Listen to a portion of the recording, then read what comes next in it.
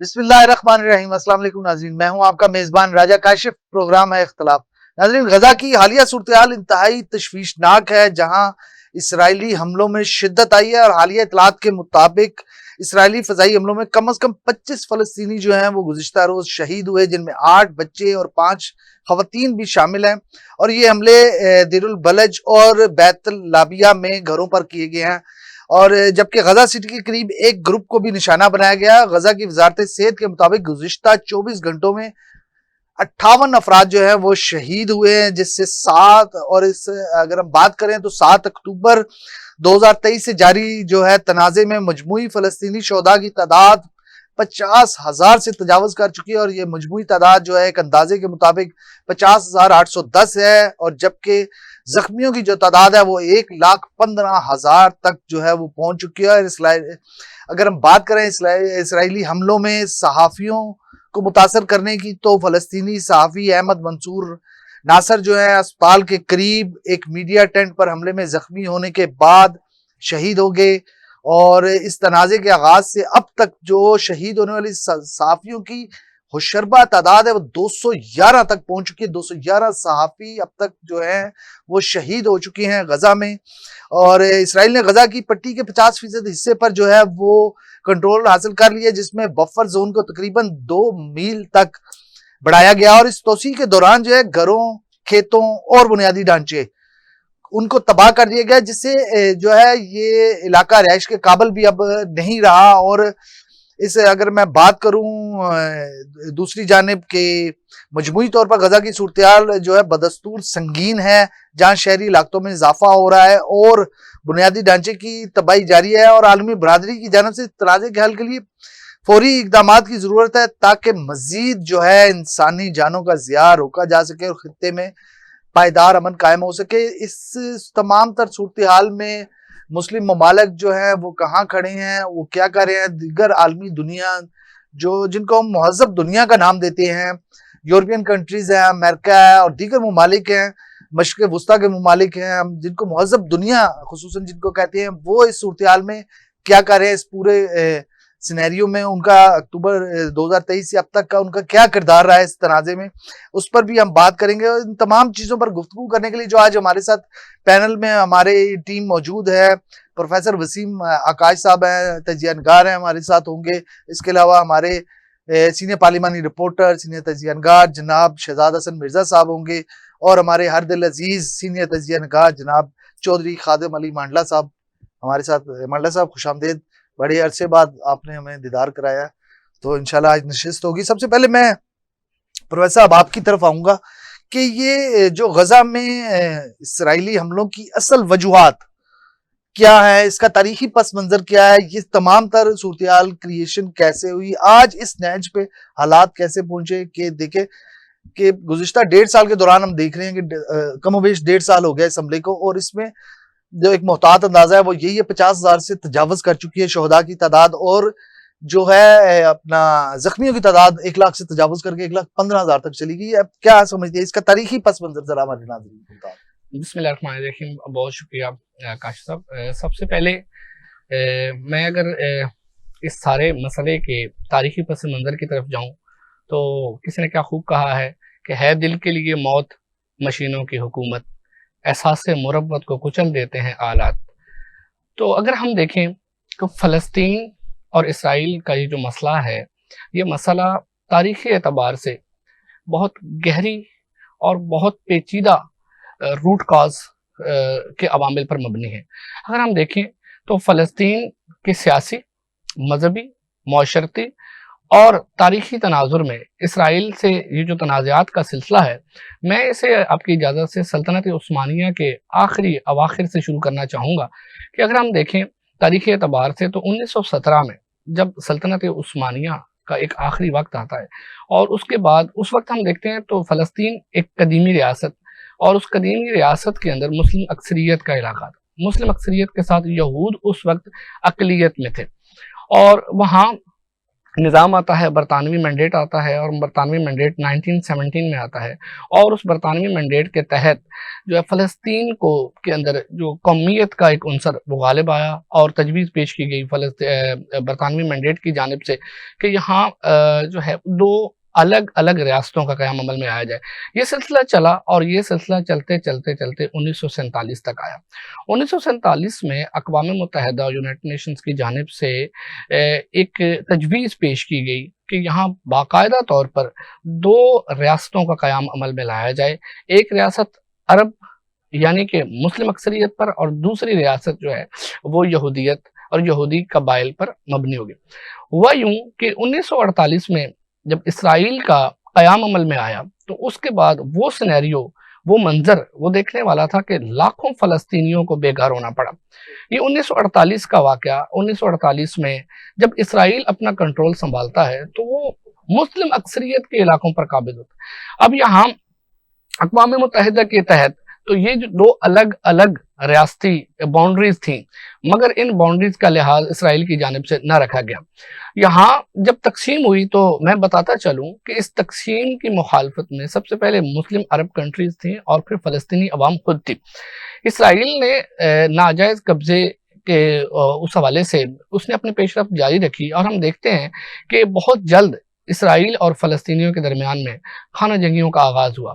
یہ اندرونی خانہ جنگیاں آگے چل کر 1967 کی پہلی جنگ کی طرف ہمیں ہماری نظر ثانی کرواتا ہے کہ اب دیکھتے ہیں کہ 1967 میں یہ جو 6 روزہ جنگ تھی، اس 6 روزہ جنگ میں اتنا نقصان ہوا کہ تقریباً اس وقت جو ہے لاکھوں فلسطینیوں کو جو ہے وہ اپنی جگہ پہ بے گھر ہونا پڑا، اور لاکھوں فلسطینیوں کو جان کی بازی جو ہے وہ ہارنا پڑی۔ آگے چل کر ہم دیکھتے ہیں کہ اس جنگ کے اندر اسی 1967 میں اسرائیل نے غزہ کے اس مغربی کنارے پر جہاں یروشلم اور گولان کی پہاڑی سلسلے تھے، گولان کے پہاڑی سلسلوں کے ساتھ ساتھ پھر اس نے وادی سینا اور صحرائی سینا پر اپنا قبضہ جمایا۔ یہاں 1967 کے بعد ہم دیکھتے ہیں کہ 1970 کا دور آتا ہے، اور اس میں فلسطین کی جانب سے ایک پہلی تحریک جو ہے وہ جنم لیتی ہے PLO کے نام سے، اور PLO میں ایک مزاحمتی تحریک ضرور تھی، یہ فلسطینیوں کی تھی۔ یہ اپنے طور پر انہوں نے شروع کی، اور اسرائیل کا کوشش کی کہ اس کا جو پیش قدمی ہے اسے روکا جائے۔ 1970 کے بعد ہم دیکھتے ہیں کہ 1987 کا دور آتا ہے، تو 1987 میں حماس تنظیم جو تنظیم بنتی ہے فلسطینی عوام کے ساتھ، ان کے ساتھ باقاعدہ طور پر ایک عوام کے ساتھ اتحاد اور یگانگت کے طور پر انہوں نے یہ تنظیم شروع کی، اور حماس نے 1987 سے لے کر ہم دیکھتے ہیں کہ 1987 سے 2006 تک حماس نے مکمل طور پر فلسطینی عوام کے مینڈیٹ کو دیکھا، اور فلسطینی عوام کو دیکھا، اور فلسطینی عوام کے ساتھ مل کر اسرائیل کی اس مزاحمت کو روکنے کی بھرپور کوشش کی۔ 2006 میں اس تناظر میں اگر ہم دیکھیں تو 2006 میں فلسطینی اپنی اس بات کے اوپر قائم رہے، اور فلسطین کے اندرونی جو انتخابات تھے، جو انٹرنل ان کے انتخابات ہوئے، اس میں حماس نے کامیابی حاصل کی، اور پھر اس کے بعد حماس نے آگے چل کر انہی فلسطینی مینڈیٹ کو جو ہے وہ اسرائیل کے ساتھ کوشش کی، مذاکرات کی کوشش کی گئی، مگر یہ مذاکرات متعدد کوششوں میں ناکام رہے اسرائیل کی جانب سے، چونکہ اس کی طرف سے برطانوی حکومت کی طرف سے بھی، اور آگے چل کر آپ دیکھتے ہیں کہ یونائٹڈ نیشنز کی طرف سے بھی خاطر خواہ جو کہتے ہیں کہ خاطر خواہ جو ایک حمایت تھی وہ فلسطینی عوام کو انفارچونیٹلی نہیں مل سکی، کہ جس کی وجہ سے فلسطینی عوام کو اور فلسطینی قیادت کو اور ان کے رہنماؤں کو بہت سے اندرونی اور بیرونی مسائل کا سامنا کرنا پڑا۔ ہم دیکھتے ہیں کہ پھر یہی 2006 کے انتخابات میں جہاں حماس اپنا کنٹرول سنبھالتا ہے اسرائیل کے خلاف، اس کے بعد جنگوں کا ایک تواتر، ایک مسلسل سلسلہ جو ہے وہ شروع ہوا، جو 2012 2014 پھر 2017 اور پھر جا کر 2021 تک یہ مسلسل تواتر میں یہ رہا۔ یونائٹڈ نیشنز نے اپنی کوشش جاری رکھی، مگر اس سلسلے میں وہ ناکام نیٹو کی وجہ سے رہا۔ بلا شبہ وہ انور مسعود صاحب کا ایک قطع یہاں پہ عرض کرتا چلوں کہ تمہاری بھینس کیسے ہے کہ جب لاٹھی ہماری ہے، تمہاری بھینس کیسے ہے کہ جب لاٹھی ہماری ہے، وہ پورا قطع تھا، تمہاری بھینس کیسے ہے کہ جب لاٹھی ہماری ہے، اب اس لاٹھی کی زد میں جو بھی آئے سو ہمارا ہے، مذمت کاریوں سے تم ہمارا کیا بگاڑو گے، तुम्हारे वोट क्या होते हैं जब वीटो हमारा है। तो कोशिश तो बहुत की गई, लेकिन यूनाइटेड नेशंस और ख़ास तौर पर सलामती कौंसिल में बहुत दफ़ा इस करारदाद को पेश किया गया। यूनाइटेड नेशंस को अगर देखा जाए तो उन्होंने 181 के तहत और 242 के तहत भी बड़ी कोशिशें जारी रखी, मगर चूंकि वहाँ पर जो इत्तेहादी जमातें और ख़ास तौर पर जो सलामती कौंसिल के वो जो अरकान थे, उन्होंने इसराइल की हमायत की और बिलाशुबा इसराइल की हमायत की, जिसकी वजह से ये मसला तातुल का शिकार रहा और अब प्रोलॉन्ग होता जा रहा है। शहजाद साहब, बड़ी वर्स्ट सिचुएशन है, बड़ी मुश्किल सूरत हाल है, खुसूसन अगर हम अपनी बात करें मीडिया के हवाले से, कि मीडिया के लोगों को बड़ी मुश्किलात का सामना है वहाँ कवरेज के हवाले से। एक जानबूझकर एक ऐसा लग रहा है कि मीडिया वर्कर्स को भी निशाना बनाया जा रहा है। 211 शहादतें मीडिया के जर्नलिस्टों की, सहाफियों की वहां पे अब तक हो चुकी हैं 1.5 साल में। एक मेरा ख्याल है कि शायद ये गुज़िश्ता कई सालों से पूरी दुनिया में इतने सहाफी शहीद नहीं हुए होंगे अपनी जो है सहाफती जिम्मेदारियां अदा करते हुए, जितने खाली सिर्फ फलस्तीन में जो है गजा के इलाके में जो शहीद हो गए। क्या कहना चाहेंगे कि इस हवाले से बैन अल-अक़वामी मीडिया का क्या किरदार है, तंजीमों का, और इस जो पाकिस्तानी मीडिया की तंजीमों का इस हवाले से कोई किरदार है कि वो इस हवाले से कोई इसराइल को कोई बात करें, उनसे पूछें, उन्हें बताएं, कोई ऐसी सूरत हाल आपके सामने है? जी बहुत शुक्रिया काशिफ साहब। बात यह है कि इसराइल जो है वो फ़लस्तीन पर जंग नहीं कर रहा, क्योंकि जंग होती है उसके भी कुछ असूल होते हैं, उसके भी कुछ ज़ाब्ते होते हैं। इसराइल जो है वो फ़लस्तीन पर दरिंदगी का मुज़ाहरा कर रहा है। तो जिस वक्त कोई मुल्क किसी जगह पर दरिंदगी का मुज़ाहरा करता है तो वो वहाँ पर तमाम असूल भूल जाता है। वो वहाँ की काश्तकारी, वो वहाँ की ख़वातीन, वो वहाँ के बच्चे, उनको भी नहीं छोड़ता। तो ये एक तरह से मैं तो ये समझता हूँ कि इसराइल जो है एक पागल दरिंदे की तरह जो है वो फ़लस्तीन के ऊपर टूट पड़ा है। तो जहाँ उसने बाकी लोगों का लिहाज नहीं किया, मासूम बच्चों का लिहाज नहीं किया, मजलूम ख़वातीन का लिहाज नहीं किया, तो वहाँ वो जो मीडिया वर्कर्स थे उनका वो क्या लिहाज करता। तो अगर जो वहाँ पर सहाफ़ी ज़्यादा जद में आए हैं उसकी वजह यही है कि वो जो इसराइल का मकरूह चेहरा था, जो उसका दरिंदगी भरा और खून से आलूद चेहरा था, वो दुनिया को दिखा रहे थे। और इसराइल ने सबसे पहले उन्हीं सहाफ़ियों को टारगेट किया है जो इसका ये मकरूह चेहरा जो था वो दुनिया को दिखा रहे थे। मगर अब यहाँ बात ये आती है कि यहाँ पर जो इंटरनेशनल तौर के ऊपर जो सहाफ़ती तंजीमें थीं उनमें ये काफ़ी इश्तियाल पाया गया। मैं यहाँ पर ये हैरान हूँ कि आप ये देखें कि इंसानी हकूक़ की वो तंजीमें जिस वक्त इसराइल फ़लस्तीन पर हमला करता है तो वो कहाँ चली जाती हैं। जब कहीं थोड़ा बहुत किसी गैर मुस्लिम के साथ कोई वाक़या हो जाए, शायद दुनिया की तारीख में इक्का दुक्का कोई वाक़यात हुए हों, तो वहाँ तो इंसानी हकूक़ की जो तंजीमें हैं वो फ़ौरन से बाहर आ जाती हैं। यहाँ इंसानी हकूक़ की तंजीमें कहाँ चली जाती हैं जब मजलूम फ़लस्तीनियों के ऊपर जुल्म हो रहा है, वहाँ पर ख़वातीन और बच्चों के ऊपर जुल्म हो रहा है, यहाँ तक कि हमारे मीडिया के जो लोग हैं वो तक नहीं बचते। हमने देखा है दुनिया के ममालिक में मुख्तलिफ जंगें हुई हैं, वहाँ पर जो जर्नलिस्ट है, फोटोग्राफर है, कैमरामैन है या कोई कलमकार है, जिस वक्त वो वहाँ पे कवरेज करता है तो उसको पीछे हटने का शायद वो जरूर कहते होंगे, लेकिन इस तरह उसकी जान का जो है वो निशाना नहीं बनाते। मैं ये समझता हूँ इसराइल एक बेलगाम जानवर है, उसको समझा कोई नहीं सकता। आपने जैसे अपने सवाल में कहा कि इसराइल से कोई बात करे या उसको समझाए, सर जिस वक्त कुत्ता बावला हो जाता है, पागल हो जाता है, तो उसका एक ही हल होता है कि उसको मार दिया जाए, क्योंकि उसका इलाज कोई नहीं है। वो अपने इस बावलेपन में और बहुत सारे लोगों को जो है वो निशाना बना रहा है। और मैं ये समझता हूँ यहाँ पर सिर्फ इसराइल ही नहीं, इसराइल के साथ जो ताकतें खड़ी हैं, जो ममालिक खड़े हैं, उनके खिलाफ भी जो है आवाज उठानी चाहिए। अभी आप देखें कि अमेरिका ने ईरान के साथ मुज़ाकरात के लिए एक चल रहा है सिलसिला कि अमेरिका ईरान के साथ मुज़ाकरात कर रहा है, गो के एक बड़ी खुशाइन बात समझी जा रही है। लेकिन मैं ये समझता हूँ ये भी अमेरिका की एक तरह की चाल है कि उसने ईरान को अंगेज कर लिया, क्योंकि ईरान ही एक वो वाहिद मुल्क था जो अरब ममालिक वाली साइड से इसराइल फ़लस्तीन के हक में जो है वो आवाज उठा रहा था।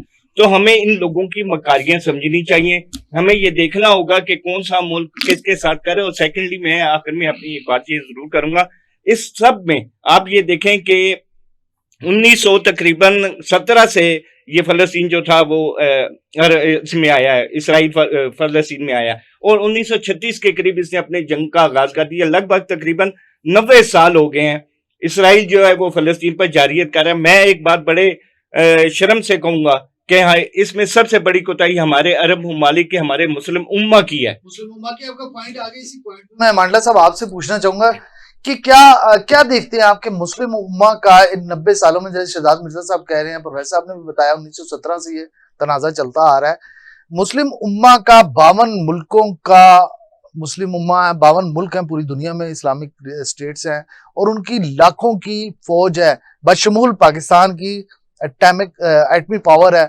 تو آپ کیا سمجھتے ہیں کہ اسلامی ممالک کا فلسطین میں جو ہے کردار کیا تھا، کیا ہے اور کیا ہونا چاہیے؟ آج آپ نے ایک فلسطین کے حوالے سے خصوصی سیمینار میں بھی خطاب کیا، ہم نے وہ بھی سنا. تو کیا سمجھتے ہیں آپ کہ کیا اس کا کردار ہونا چاہیے ان ممالک کا؟ بسم اللہ الرحمن الرحیم. بہت شکریہ کاشف صاحب. دیکھیں مسلمانوں کا جو کردار ہے بالخصوص حکمرانوں کا، میرا خیال ہے وہ باتوں سے آگے نہیں ہے، مذاکرات سے آگے نہیں ہے، تشہیر سے آگے نہیں ہے. تو ہم پہلے کئی دفعہ کہہ چکے ہیں کہ جو کام جہاد سے ہونا ہے وہ احتجاج سے نہیں ہو سکتا، جو کام شمشیر سے ہونا ہے وہ تقریر سے نہیں ہو سکتا، جو کام جرأت سے ہونا ہے وہ مروت سے نہیں ہو سکتا.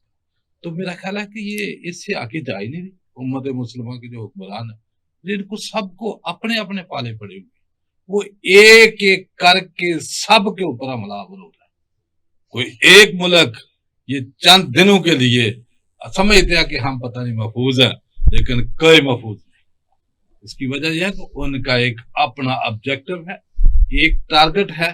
جب اللہ سبحانہ تعالیٰ نے قرآن پاک میں فرما دیا یا ایھا الذین آمنوا لا تتخذوا الیہود والنصارى اولیاء بعضهم اولیاء بعض ومن یتولہم منکم فانہ منہم، کہ اے ایمان والو یہود و نصارہ کو دوست مت بناؤ، یہ آپس میں ایک دوسرے کے دوست ہیں، اور جو ان سے دوستی کرے گا وہ ان جیسا. ان اللہ لا یہدی القوم الظالمین، اور بے شک اللہ تعالیٰ ظالموں کو ہدایت نہیں دیتا. میرا خیال ہے کہ اس کے آگے کوئی دوسری رائے ہے کہ آج تمام کفار کٹھے ہو کر حملہ آور ہو جاتے ہیں. کیا وہ کیلا اسرائیل کی ضرورت ہے؟ اور ہمارے حکمرانوں میں صرف کس چیز کی کمی ہے؟ 2 ارب آبادی ہے، 60 لاکھ فوج ہے، مسلح افواج، اٹامک پاور ملک رکھتی ہے. کسی چیز کی کمی، کوئی ٹینک، ایئر فورسز، بڑے بڑے جہاز، اٹرلی، میرا خیال ہے کہ ہر چیز کی کمی نہیں ہے ان کے پاس. لیکن کیا غیرت کی کمی ہے، جرأت کی کمی ہے، بہادری کی کمی ہے. اگر یہ ایک دفعہ یکجا ہو کر ایک آواز بلند کر کے اس کو شٹ اپ کال دے تو میرا خیال ہے کیا وہ رک نہیں سکے گا؟ رک جائے گا. ہمت نہیں ہے، جرأت نہیں ہے، کیونکہ یہ تو اپنی جو ہے نا وہ عزتیں بنانے کے لیے وہاں جا کے تصویریں کھچا رہے ہیں. اور میرے اللہ نے تو بڑا باقاعدہ کلیئر کٹ حکم دیا، الذین آمنوا یقاتلون فی سبیل اللہ، کہ جو ایمان والے ہیں وہ اللہ کی راہ میں لڑتے ہیں. والذین کفروا یقاتلون فی سبیل الطاغوت، اور جو کافر ہیں وہ شیطان کی راہ میں لڑتے ہیں. فقاتلوا اولیاء الشیطان، کہ تم شیطان کے دوستوں ساتھیوں کے ساتھ بھی لڑو. تو جو اس کے ساتھی ہیں یہ جا کے سارے، یہ امریکہ کے بغیر وہ کر سکتا ہے؟ یہ کہاں سے جا کے بھیک مانگ رہے ہیں ہمارے؟ یہ تو فوٹو کھنچ جانے کے لیے جان بےتاب ہے کہ کہیں تصویر نہ بن جائے. بھائی آپ باقی کام نہیں کر سکتے کہ کم از کم امت مسلمہ کے حکمران آفیشلی کیا اعلان نہیں کر سکتے کہ جتنی مصنوعات ہیں یہود و نصارہ کی اس کا آفیشلی بائیکاٹ کیا جائے، بین کیا جائے. یہی پیسہ، یہی سرمایہ تمام مسلم ممالک سے جاتا ہے، وہ اسی سے بارود بم خریدتے ہیں اور ہمارے بہن بھائیوں کے اوپر جو ہے وہ فائرنگ کرتے ہیں. میرا خیال ہے کہ ابھی سوچنے کا وقت ہے، تقریروں سے باہر نکلنے کا وقت ہے. اور جب تک آپ عملی اقدام نہیں، ابھی عملی انہوں نے کیا کرنا ہے؟ آپ نے دیکھا کہ 20 سال پورا نیٹو، پورا یورپ اس نے آ کے بمباری کی افغانستان کے اوپر. کوئی ایسا ملک جس نے اس کی مخالفت کی؟ تمام امت مسلمہ کے ممالک اس کے ساتھ، ہمارا ملک ساتھ اڈے دینے میں پیش پہ. एयर स्पेस पे देने में पेश। मुझे बताएं कि जब ये आलम हो जाएगा उम्मत मुस्लिम, उनके सबकी गैरत टेस्ट की ये कफार ने, जब गैरत टेस्ट की, क्या हमारी गैरत नहीं टेस्ट की? कि जब अमेरिका ने यहाँ आकर ऑपरेशन किया अहमदाबाद या दूसरे ममालिक को, एक एक करके उसने टेस्ट किया कि इनमें कितनी गैरत है, कैसे जो है ना आवाज बुलंद करेंगे। ये जहां तकरीरें करें, इनकी तकरीरों से, इनके जो है ना मुझे बताएं मजाकरात जलसे मजारों से ये काम जो है ना उनकी कत्लो गारत रोक रही है। भाई उनकी कत्लो गारत रोकने का जिस ट्यून में वो बात कर रहा है, जो जुल्म कर रहा है, या तो मैं तो कई दफा कहा कि आप फलस्तीन में बैतुल मुकद्दस पे जाकर तमाम उम्मत मुसलमान जो ओआईसी बनाई हुई है उन्होंने, ये ओआईसी का इजलास वहां क्यों नहीं तलब करते कि पूरी दुनिया जो है ना वो आपको देखे कि जब हुक्मरान वहां जाएंगे तो कम से कम पाबंदी रुकेगी। ये इनका बयान सुन ले कि भाई हम फलस्तीनियों के साथ खड़े हैं, हम कश्मीरियों के साथ खड़े हैं, और हम कई दफा कहते हैं और हमें बताओ तो सही तुम जिंदा के साथ हो या मुर्दा, अगर मुर्दा के साथ भी खड़े हो तो कम से कम जनाजे जाके पढ़ो।